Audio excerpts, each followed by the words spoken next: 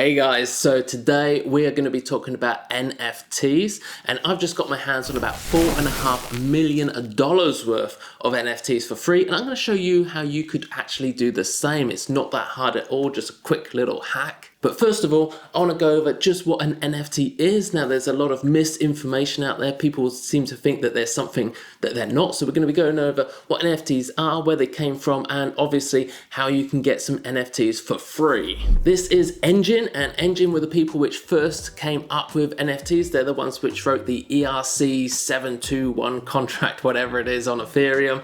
And this is basically how they made non-fungible tokens. And the idea was from the beginning to use it in-game so that you could have in-game items, swords, crossbows, whatever. With NFTs, you can have a limited supply and then have some sort of marketplace where you can buy and sell those in the future. And that idea has been pretty good. So there's a bunch of stuff here on the marketplace already where people, this is for Age of Rust, so you can buy some NFTs for that. You've got some NFTs for Lost Relics, whatever that game is. So NFTs like this in-game, fantastic. The only problem is really when it comes to Engine, because it was built on Ethereum, it means that just trading those and sending it from wallet to wallet is a crazy expensive right now because of the cost of sending Ethereum, which is why the Engine team have switched here over to Affinity. And on Affinity, they're no longer using Ethereum. These are not ERC-721 contracts, whatever they are. Okay, these are on a completely new chain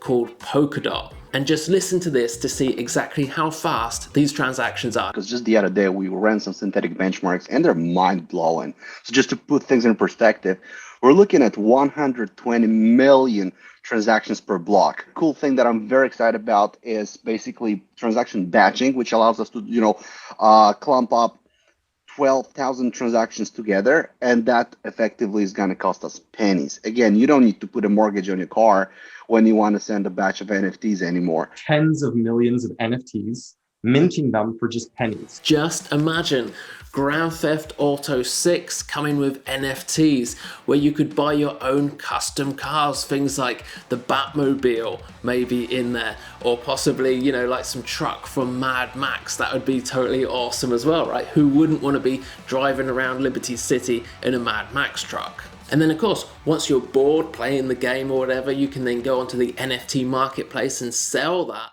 And now let's take a look at the lower end of the sort of NFT marketplace, where we're just looking at pictures and music and stuff like that.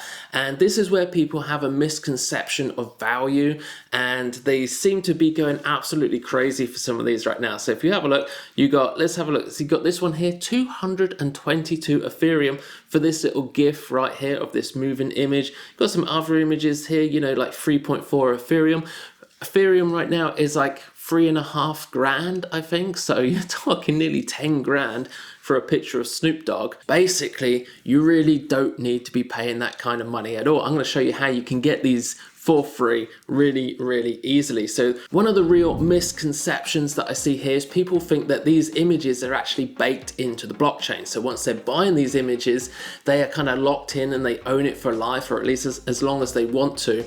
But actually, that isn't how blockchains work. See, blockchains are actually databases, and normal databases have create, read, update, and delete functionality. This is normally known as CRUD functionality that a database would have.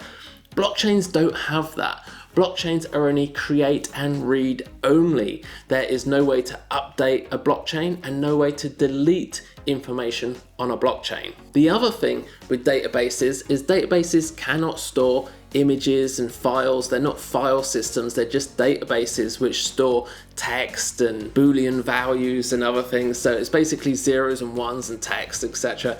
You can't store actual images on the database, and by database I mean blockchain as well, right? So what are people actually buying when they're buying an image like this? So right here on Air NFTs, we shall take a look. Let's just pick one. I quite like the look of this one here. This is Skills Vault here, Vietnam.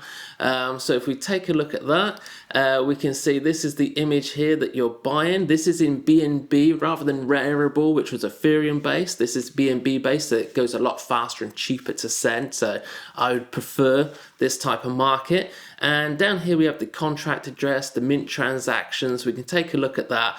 And what we can find is right here, this is the data which is actually stored on the database. As I say, it isn't really the image itself which is being stored. It's just a link. It's a text link to the image. So here we can see this, and this link is going to take you here. This is basically an API of that website, the BNB website Air NFTs, as you can see up there.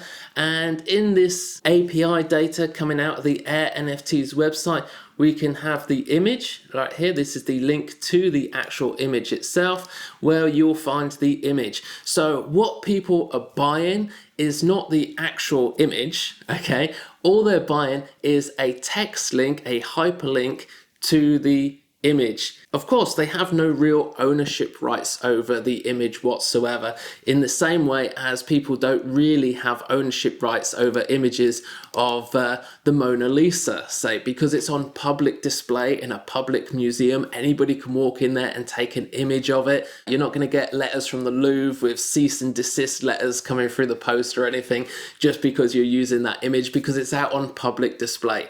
Exactly the same with anything which is on blockchain, which is really a real problem of blockchain. Like all of this, which is all on public display, and Bitcoin in general, where everybody's wallets are publicly available to absolutely anybody to look at the contents of and see how much money you've got. These are all completely open to the public, which means you don't really have any rights to the image whatsoever. And the biggest problem of all is what happens when your NFT that you've just bought here for a few Ethereum ends up getting cracked down as regulators move into the NFT field and start cracking down on Ethereums, and maybe something like Rarible here ends up not being able to comply with the regulations and perhaps their website goes down, or maybe it just gets hacked by hackers and everything gets removed, and then your nice precious NFT that you spent all your Ethereum on suddenly just becomes a link to nowhere. And in my opinion, this stuff is getting completely out of control. So somebody yesterday in the Telegram group, he let me know about this little auction going here on Sotheby's. And here we've got this current bid is $4.5 million for these pictures right here. You can scroll down, you can see all of these. These are what are on the contract. I think there's 107 images of the monkey, all looking pretty much the same, but with different hats and teeth. And yeah, this is very, very easy to do programmatically. You basically just get a designer to design all these different styles, all these different PNGs that you can overlay on top of the image, and then just programmatically create all of these images very, very fast. The estimate is $12 million up to $18 million just for a handful of JPEGs.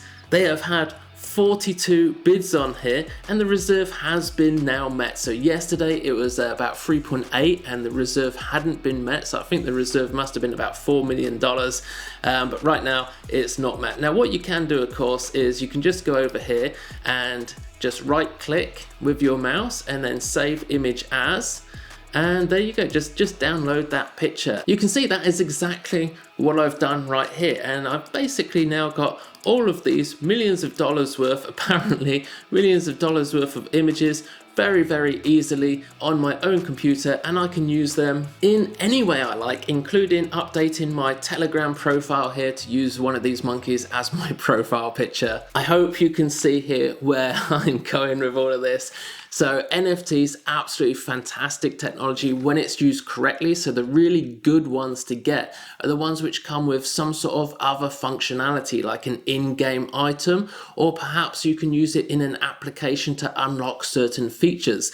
Now, we were going to be doing this over here on our website for the bots that we do for trading, bots for trading different strategies, where you can just pick whatever strategy you want to trade and the bot trades it. So as a way to make sure that only real members have access to these signals and to the trading bot itself, what we decided to do was create some NFTs, and these NFTs would then be linked to the trading bot, and if the NFT was sold or whatever and no longer in the wallet address, then the bot would stop working. So this was the idea, and you could just pick whatever NFT you want.